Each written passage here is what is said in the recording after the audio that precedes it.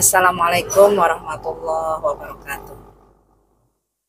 Alhamdulillah wassalatu wassalamu ala rasulillah wa ala alihi wa sahbihi wa mawala. Apa kabar semua sahabat-sahabat subscriber bukan ibu biasa. Kali ini Umi menyapa teman-teman semuanya dari kendaraan ya, karena ada satu hal yang ingin Umi sharingkan bersama teman-teman. Mudah-mudahan jadi ilmu, jadi sebuah hikmah ya. Jadi ceritanya Umi hari ini sehabis berkunjung ke seorang teman, yang mana teman ini barusan mengikrarkan diri akan berangkat umroh bersama Umi insya Allah. Tapi uniknya perjalanan Umi bisa sampai bertemu dan beliau mendaftarkan diri barusan, itu luar biasa teman-teman. Beliau memang sudah cukup lama mengenal Umi mengenal beliau, tetapi jarang berkomunikasi. Nah, tiba-tiba beberapa hari sebelumnya memang Umi itu ingat sama beliau, lalu ingin bertemu. Tapi qadarulahnya selalu saja tidak bisa bertemu karena banyak hal. Beliaunya yang sedang di luar rumah atau apalah, banyak sekali tidak jadi. Tiba-tiba tadi siang, hari ini Umi ambil rekaman hari Jumat ya. Ba'da sholat Jumat, tiba-tiba saat Umi pegang HP, tiba-tiba nama dia muncul. Lalu Umi klik dan Umi calling langsung, tidak by WA lagi, telepon. Lalu Umi bilang, ya tanya apa kabar dan sebagainya, kok kita nggak bisa ketemu ya. Dan beliau kabarnya anaknya lagi sakit. Nah, setelah berkabar begitu, lalu beliau bilang, lalu Umi bilang ini, yuk curhatin semua masalahnya nanti di Ka'bah, di depan Ka'bah. Curhatin aja nanti di Baitullah. Kata Umi gitu. Dan beliau tahu nggak, speechless langsung. Umi, kenapa tiba-tiba Umi nelpon dan bilang kayak gitu? Padahal saya tuh tadi malam saya benar-benar pengen, hati itu benar-benar bergetar, pengen ke Baitullah. Ya Allah, kok pengen ya ke Baitullah gitu tadi malam Jumat. Dan kenapa siang ini tiba-tiba Umi nelpon saya, lalu Umi ngajak umroh katanya. Ya, akhirnya udahlah Umi ke rumahmu ya, kata Umi. Umi, anak saya sakit ini, mau ke dokter, nggak apa-apa Umi dulu aja. Siapa tahu nggak perlu ke dokter karena mungkin sembuh gitu. Lihat aja tutorial pijat anak panas, kata Umi, di YouTube, di channel Umi juga ada. Akhirnya Umi bertemu beliau. Udah, sini KTP-mu, kakakmu, sini Umi bikinkan paspor nanti. Beliau tuh speechless, apa benar Umi ini saya harus berangkat? Iya. Ya Allah, nangis beliau. Mau Umi titipi koper? Kan Umi kebetulan bawa koper juga ya, di mobil ada stok koper. Bismillah Umi, kalau Umi percaya, ya siap Umi percaya. Niatkan aja, insya Allah mudah-mudahan sama mama, katanya. Dan beliau belum ngobrol sama keluarganya.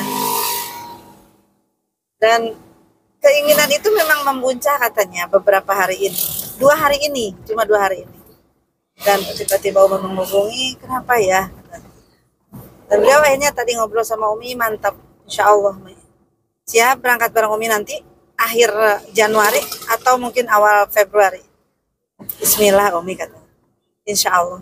Akhirnya potret-potret kakaknya, KTP, fotokopi dan sebagainya.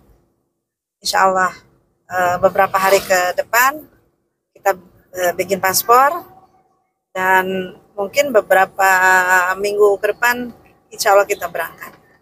Nangis-nangis beliau, udah nanti nangisnya di sana. Nanti kita bareng-bareng sujud di Baitullah, kita tumpahkan semua rasa itu. Itulah teman-teman, hikmahnya adalah bahwa yang namanya panggilan ke Baitullah itu benar-benar panggilan Allah yang sulit untuk kita bantah dan sulit untuk kita cerna juga. Kadang-kadang ada yang sudah berlama-lama memimpikan, ingin banget, tapi seolah-olah itu Allah persulit dengan banyaknya pikiran di otak dia. Ini belum gitu. Pengen ini dulu, pengen itu dulu. Akhirnya Allah belum berikan jalan. Tapi ada yang tiba-tiba dia pengen, serta-merta dia pengen, lalu kuat keinginannya, Allah hadirkan rezekinya, berangkat, tidak terlalu banyak berencana gitu. Ada seperti itu. Bahkan di pemberangkatan Umi yang kemarin ada teman Umi, sahabat Umi begini. Sebelum pemberangkatan itu, sebelum bersama beliau itu bilang gini, Umi doakan saya ya, titip doa gitu. Pas Umi berangkat, beliau cuma mengantar Umi, cuma menemui Umi. Ya insya Allah Umi doakan. Umi pulang umroh, Umi tagih dong. Ayo katanya mau berangkat umroh. Umi saya tuh masih banyak PR, ini mau nikahin anak, mau bayar utang, mau ini itu ini, banyak sekali ininya, planningnya. Ya udah, katanya kan minta didoakan. Udah Umi doakan, diajak masih nggak mau gitu kata Umi ya, sambil bercanda.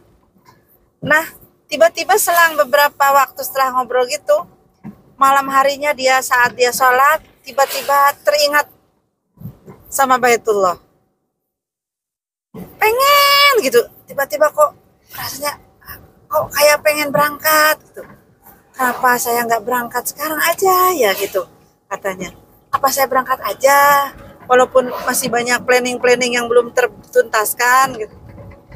Lalu beliau ingat juga pernah bernazar sama Allah bahwa kalau anaknya bisa betah pesantren, beliau mau umrohkan.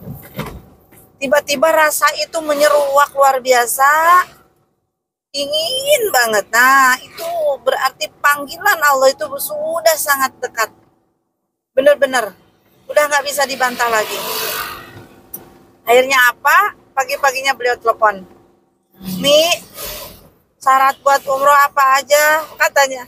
Loh, kata Umi, kemarin katanya nggak mau, masih banyak PR, masih banyak planning. Umi tahu nggak, saya nangis loh tadi malam begini. Ya Masya Allah. Jadi itulah teman-teman, panggilan untuk ke Baitullah itu ajaib. Ajaib. Allah tuh bisa dengan serta-merta memberikan rasa yang tidak bisa dibendung. Rasa yang membuncah. Panggilan yang benar-benar menusuk ke dalam kalbu. Pengen banget, udah berasa di sana. Nah, akhirnya kalau kita benar-benar kepengen seperti itu, biasanya akan ada jalannya.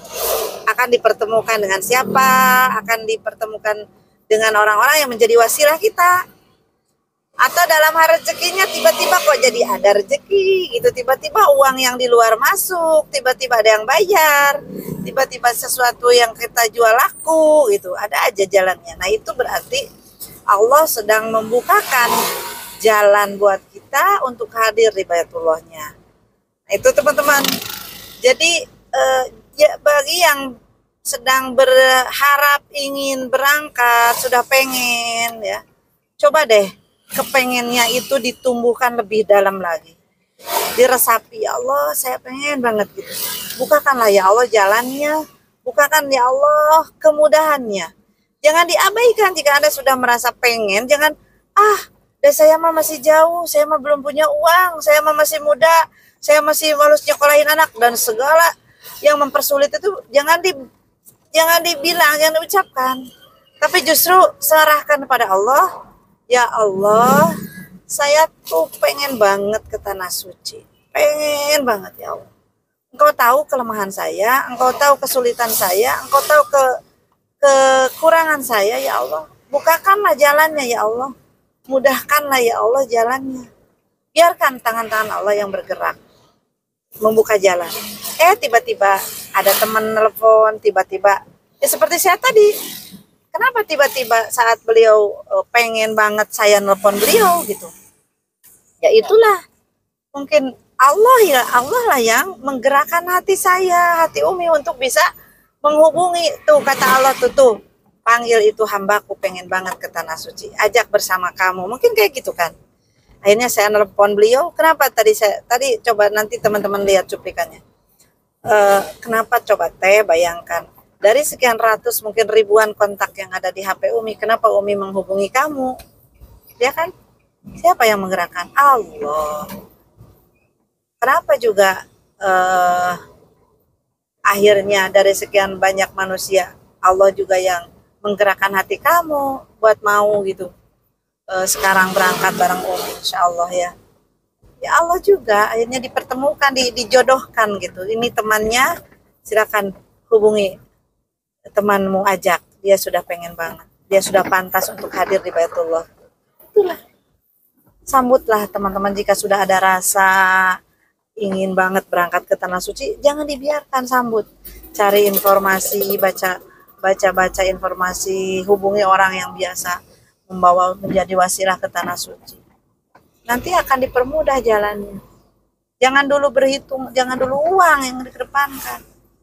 Minta sama Allah dulu, nanti dibuka jalannya. Sudah terbuka jalannya, ikhtiarkan itu. Jangan berhitung dulu di pikiran kita lalu tidak berbuat apa-apa. Saya menunggu dipanggil Allah, nggak kayak gitu. Allah sudah manggil kok lewat ayat-ayatnya. Ya, Allah sudah manggil. Jadi jangan salahkan Allah belum memanggil. Allah sudah panggil. Hanya kita mau menyambut panggilannya atau tidak. Pantaskan diri, minimal. Cara memantaskan diri dengan cara yang paling murah itu adalah buat paspor, teman-teman. Buat paspor murah.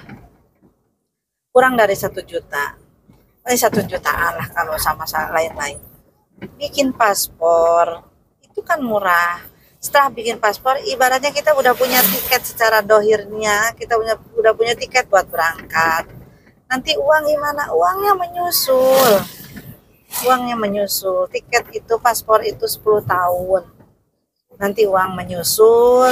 Allah bukakan jalan-jalannya dari mana saja, dari arah-arah yang tidak kita sangka-sangka bisa jadi. Gitu. Jangan mati kutu atau melemah karena kita tidak melihat uangnya. Enggak ada uang, berapapun titipkan pada orang yang mana ya tentunya. Ada 5 juta itu buat DP. Ada 10 juta kasihkan sama yang amanah ya, dengan catatan. Nah baru nanti ketika sudah siap mencukupi, Allah itu akan berangkatkan. Dan itu insya Allah tidak lama. Kalau sudah memberikan uang biasanya nggak lama itu yang lainnya datang. Kalau kita cuma di angan-angan, cuma ada di pikiran, di imajinasi, biasanya nggak kelar-kelar tuh ngitungnya. Uangnya nggak ngumpul-ngumpul ya. Nah apalagi nabungnya di rumah, nanti diambil lagi ya. Itu cepatlah, kalau sudah ada rasa ingin berangkat dipercepat saja. Itu teman-teman, itu cerita nyata ya. Umi ini masih di kendaraan karena Umi juga belum punya konten. Kemudian juga Umi ingin berbagi cerita ini, semoga menjadi ilmu, bisa memotivasi teman-teman untuk berangkat ke Baitullah. Ya Umi bikin video ini, semoga benar-benar bermanfaat, menjadi ide buat yang masih mikir-mikir gitu. Yang mau berangkat bareng Umi, ayo kita bertemu di Bandara Jakarta, Cengkareng. Nanti gampang untuk bisa berhubungan dengan Umi temenin, insya Allah kita berangkat di mungkin awal Februari atau akhir Januari ya. Insya Allah nanti hubungi aja nomor WA Umi 081 394 084 008. Umi temenin perjalanan teman-teman untuk umroh di Baitullah di Madinah, sebagaimana yang Umi share di YouTube itu, insya Allah sepenuh hati. Mudah-mudahan Allah ridhoi, Allah berkahi perjalanannya, menjadikan kita tamu Allah yang mabrur dan makbul doanya. Kita bawa setumpuk doa, nanti di sana berdoa sepuas mungkin. Apa yang menjadi hajat-hajat kita semoga Allah ijabah di tempat-tempat yang ijabah. Nanti Umi temenin ke tempat-tempat ijabah. Itu ya teman-teman. Terima kasih sudah bersedia menyimak. Mohon maaf jika kurang maksimal ya kualitasnya. Aduh, karena ini di kendaraan dan lumayan perjalanan di kampung ya. Sampai berjumpa di Baitullah. Yang punya cerita yang mirip-mirip tadi, yang ajaib dipanggil Allah secara mendadak, ya, secara di luar nalar, di luar dugaan, silahkan tulis di kolom komentar ya. Terima kasih. Assalamualaikum warahmatullahi wabarakatuh.